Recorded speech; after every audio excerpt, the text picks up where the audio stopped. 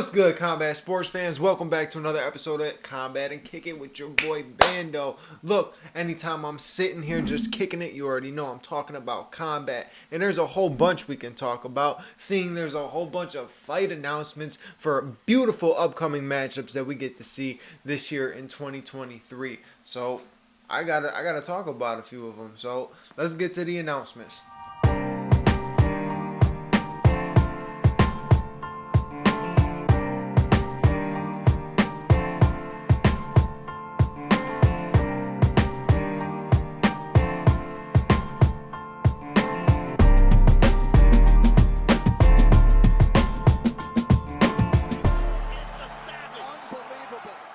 First matchup that I really want to talk about, the big return of Tatiana Suarez. Let's go. I can't wait for this one. Look, a lot of people were calling her and tagging her already as the female Khabib from day one. Her wrestling is amazing. If you've seen it, she's unbelievable how she blankets people, and she's extremely strong, very skilled, and she's coming up and she's going to be fighting at 125 against Montana De La Rosa.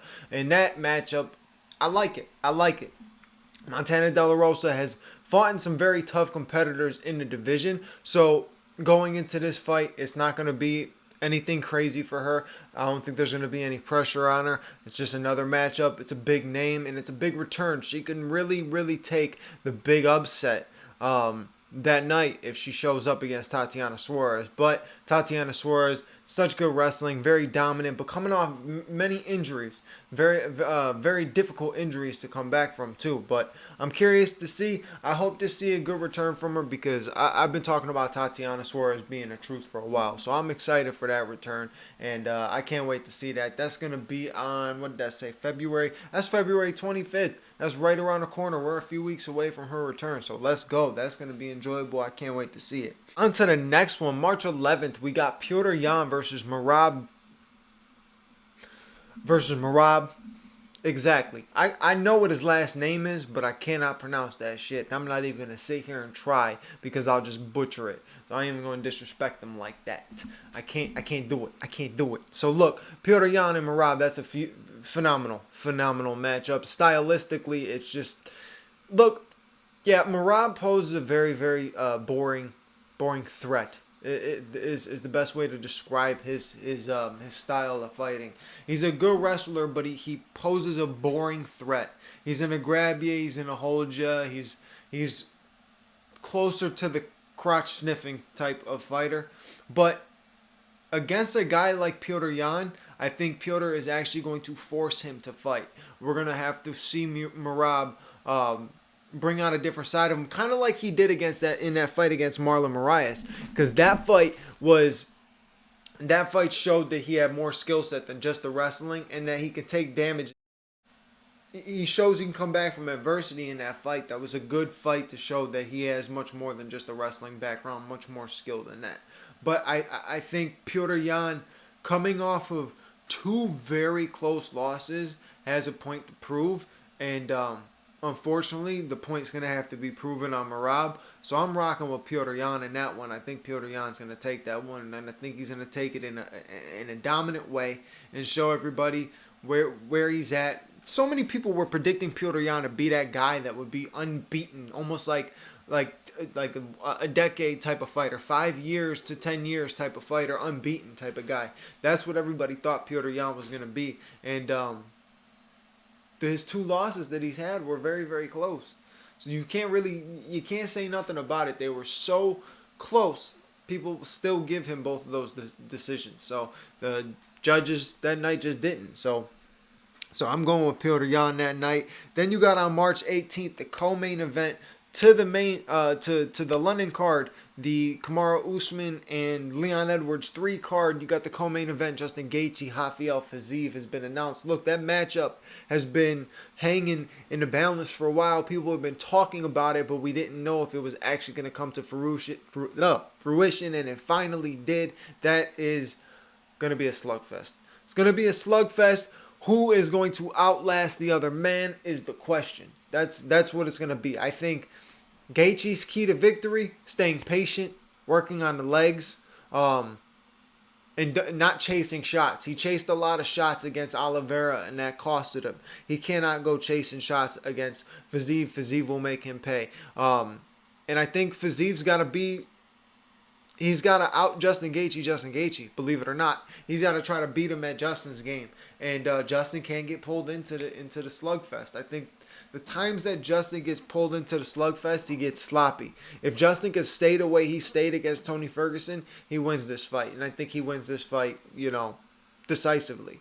But I'm not even gonna make a full prediction on that one yet because we got a little time before that card.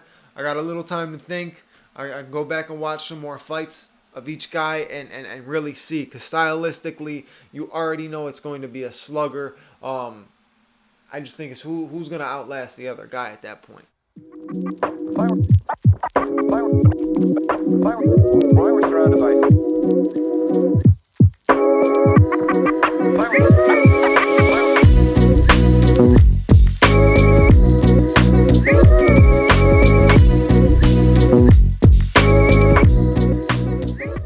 April 8th, a huge announcement. Dana White came out. Dana White really doesn't do announcements like this either. Or maybe I just miss him. Maybe I don't catch him. But he's sitting in the office and he's talking about the big matchup. Alex Pereira versus Israel Adesanya 2 happening on April 8th. Finally, we get a rematch. And, finally we get a rematch that is right after. You know what I'm saying? It's not something that's 5-6 years down the line. We're not waiting for this rematch to happen. We're not watching Alex fight 3-4 guys in between this. No, right, boom, we ran it right back. So finally UFC stuck with their guns on that and didn't jump to something stupid and try to rush stuff, because they do that a lot and make interim shit and all that kind of stuff. And I'm glad they just jumped on this and made it happen, because it needs to happen. And I don't even know who's going to win that fight. I think Alex, knowing now what he did in the last fight, I think he's going to come out like a bull in this one.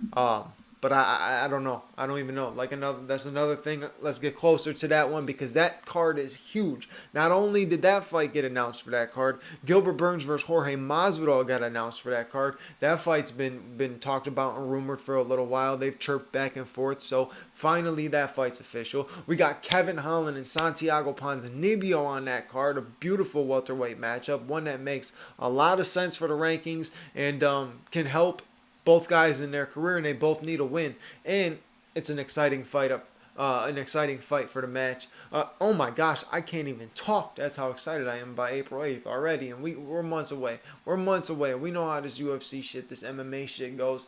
Some of the fights get announced, and a month later, shit ain't happening. So I'm not even getting my hopes fully up, but I am pretty excited after hearing it. And then you got Rob Font and Adrian Yanez. That's going to be a slugfest. You got two guys with dynamite in their hands. Someone is going to sleep.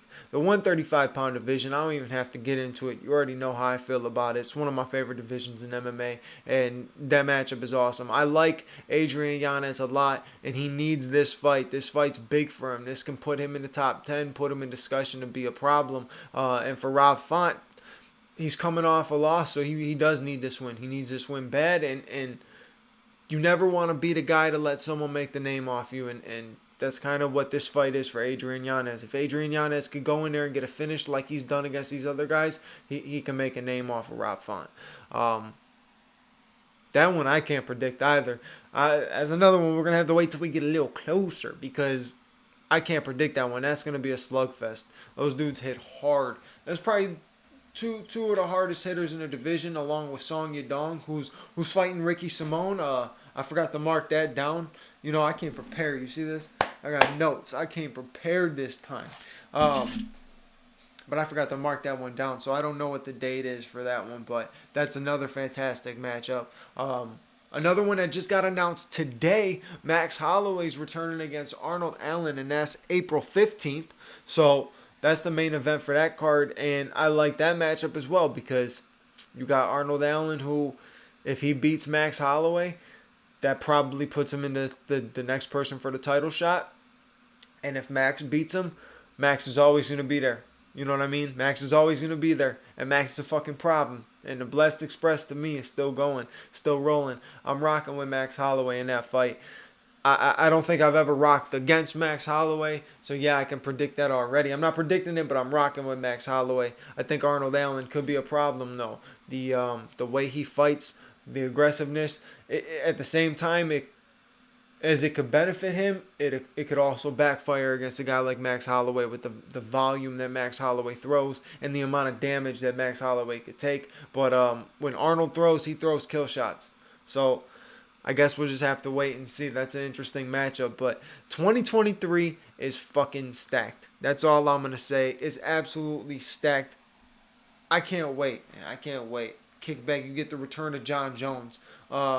Just announced today as well that it looks like Conor McGregor is going to be a tough coach, Ultimate Fighter coach. I don't know who up against. I didn't see. I don't know if there's been any announcements since I looked last.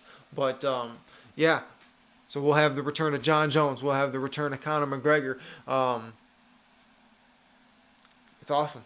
It's awesome. I'm excited. You got the return of Tatiana Suarez. I'm excited for that. You have Alexa Grasso and Valentina Shevchenko. I forgot to mention that one. I'm excited for that matchup. I'm a big fan of Alexa Grasso. It's a tough matchup for her. Very, very tough matchup for her. Valentina is an absolute savage. We've seen her dominate everybody. But she's looked more human in her last fights. So let's see. Let's see what happens. Personally, I think that Tyler Santos could have got that rematch back. But I like Alexa Grasso. So that'll be an enjoyable fight. We were supposed to get on that same card. That's going to be the John Jones card in March. We were supposed to get Amanda Nunes versus Irene Aldana, but I guess they wiped Irene Aldana off. I don't know if they wiped the fight in general or if she's just not fighting and they're giving it to Juliana Pena maybe just because of the size of the card, how big a John Jones returning card with Amanda Nunes and Valentina Shevchenko on it. That's a pretty damn big card.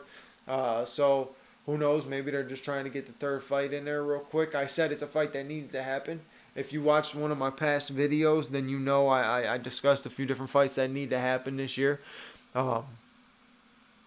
And yeah, I could see them totally throwing that fight on there. It just makes sense. It just makes sense for how big the magnitude of the card. But I wonder what the undercard and everything that the smaller fights are going to be because you got to get some stacked shit on there. Like this is one of those cards where you have to have a fight like not specifically, but I mean a fight like a Michael Chandler, Justin Gaethje type of fight. You got to get someone who is going to steal the show already right as soon as the card opens. You know what I'm saying? And make sure them seats are filled. So either way, like I said, 2023 looking phenomenal. I'm super excited for it. If you're a fight fan, I know you are too. Boxing looks like it's coming around as well. You got Usyk Fury that's looking like it's possibly going to happen.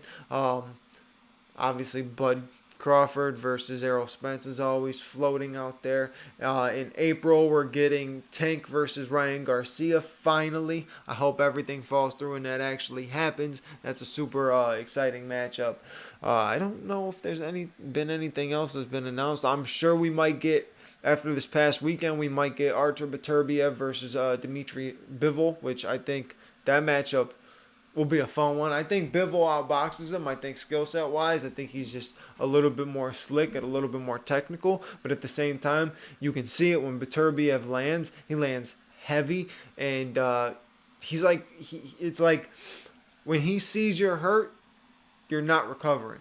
It's a wrap. It's over with. You're not recovering. The man's finishing you guaranteed. So boxing wise and MMA wise, 2023 looks like it's going to be a phenomenal year fight-wise. So I'm excited. Like I said, I know you are too. If you enjoyed this video, like always, it's just me. I say it's just me sitting in front of this desk here with this laptop, this microphone, this camera rolling, me just rambling about MMA stuff. So if you like what you hear and you want to hear more, go ahead, like, subscribe, click the bell notification button, and I just appreciate the love. I really do appreciate the love if you watch any of it.